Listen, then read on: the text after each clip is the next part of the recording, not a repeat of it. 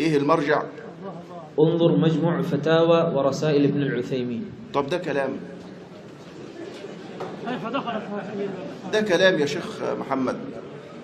الشيخ العثيمين احنا نحترم الكل ونوقر الكل، لكن ايه دخل الشيخ العثيمين في هذا؟ يا ابني ما فيش ازهري ينقل عن الشيخ العثيمين. الشيخ العثيمين يكفر الازهريين يا شيخ محمد. فمع احترامنا للرجل رحمه الله، لكن هذا لا يصلح يا ابني مصدر ولا مرجع ابدا في رسالة علمية الا على وجه مناقشته. يعني إذا أحببت أن تورد قولا قاله وأن تفند وتناقش لازم توثق من كتبه.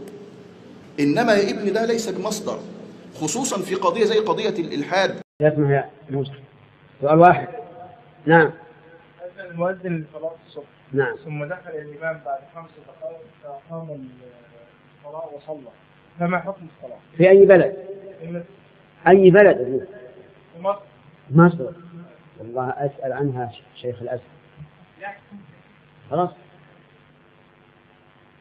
الأمر فيه اختلاف بين إذا كان فيه اختلاف يا أخي، إذا كان فيه اختلاف فخذ بالأحوط، انتظر حتى تعلم أو يغلب على ظنك أن الوقت قد دخل.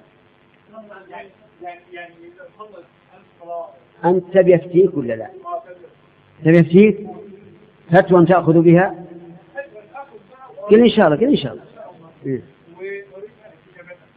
نفس أنت بس أفتيك فتوى تأخذ بها إن شاء الله. طيب ارجع إلى شيخ الأزهر.